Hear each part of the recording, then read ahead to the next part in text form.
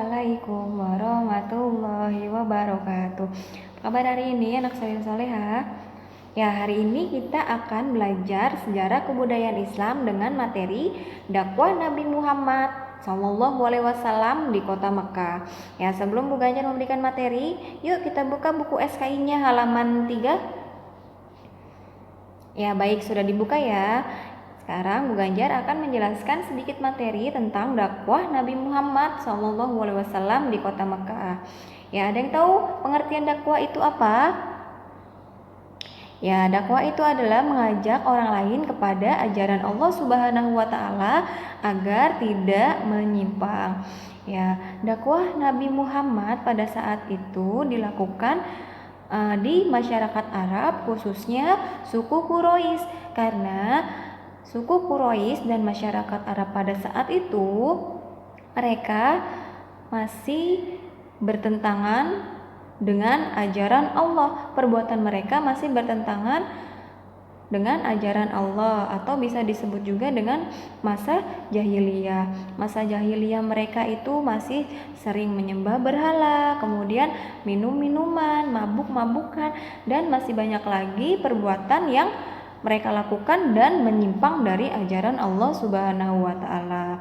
Nah, maka dari itu Nabi Muhammad atas perintah Allah sesuai dengan wahyu yang diturunkan oleh Allah, surah Al-Mudatsir ayat 1 sampai 7 yang berisikan tentang perintah Allah kepada Nabi Muhammad untuk berdakwah menyiarkan ajaran Islam.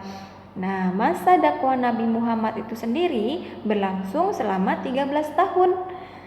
Ketika Nabi Muhammad diangkat menjadi Rasul umur 40 tahun sampai Nabi Muhammad Sallallahu Alaihi Wasallam hijrah ke Madinah. Nah, itu masa dakwah Nabi Muhammad yang dilakukan selama 13 tahun.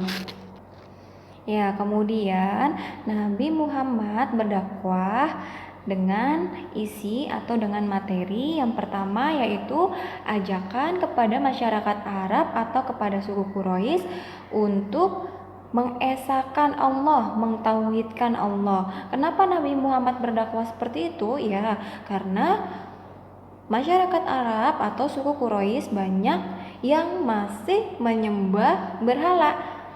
Berhala apa saja, ada yang tahu? Ya, Lata, Uzza, dan Manat.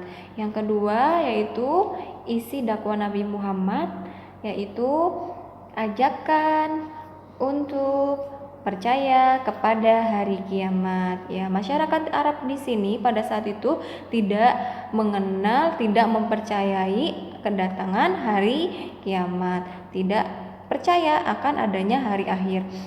Kemudian yang ketiga adalah ajakan untuk menghormati hak asasi manusia. Ya, khususnya untuk menghormati kaum perempuan. Tahukah kalian pada masa itu ketika ada bayi lahir perempuan, mereka tidak dianggap, bayi mereka tidak dianggap karena dianggap rendah derajatnya dan tidak ada gunanya. Nah, maka dari itu Nabi Muhammad mengajak kepada masyarakat Arab untuk menghormati kaum perempuan. Yang selanjutnya adalah ajakan untuk membebaskan perbudakan manusia. Ya, orang kaya di Arab itu selalu memerintahkan, selalu memperbudak orang-orang miskin yang ada di Arab. Nah, Nabi Muhammad itu tidak suka akan hal itu dan sangat menyakitkan hati Nabi Muhammad. Maka dari itu Nabi Muhammad mengajak masyarakat agar meninggalkan perbudakan tersebut. Nah, Nabi Muhammad SAW berdakwah dengan dua cara. Yang pertama secara rahasia dan yang kedua secara diam-diam. Nah, dalam dakwah Nabi Muhammad ini tidak berjalan dengan mulus. Banyak tokoh-tokoh yang menentang dakwah Nabi Muhammad. Salah satunya yaitu Abu Lahab.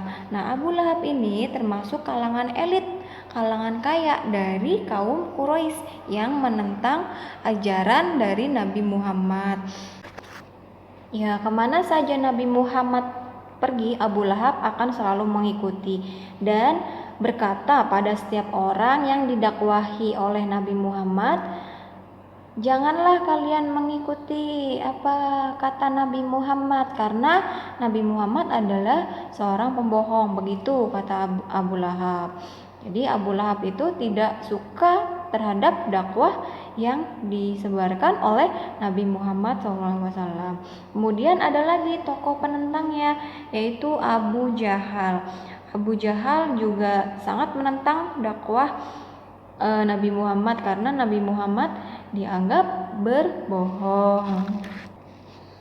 Ya, walaupun dalam dakwah Nabi Muhammad tidak berjalan dengan lurus dan banyak penentang dari kaum kafir Quraisy, tapi Nabi Muhammad SAW tetap sabar dan tawakal kepada Allah dalam berdakwah, karena Nabi Muhammad SAW ingin sekali masyarakat Arab itu mengenal ajaran Allah dan mengikuti ajaran Allah. Ya, walaupun banyak penentang, Nabi Muhammad tetap membalasnya dengan kebaikan dan selalu mendoakan masyarakat Arab agar sesuai dengan ajaran Allah Subhanahu wa Ta'ala. Ya, mungkin itu yang dapat Bu Ganjar sampaikan. Untuk materi yang lebih jelasnya kalian bisa baca di buku SKI halaman 3 sampai halaman 11 ya. Dan jangan lupa setelah kalian membaca, buatlah ringkasan materi yang sudah kalian baca. Ya, mohon maaf apabila ada salah kata. Assalamualaikum warahmatullahi wabarakatuh.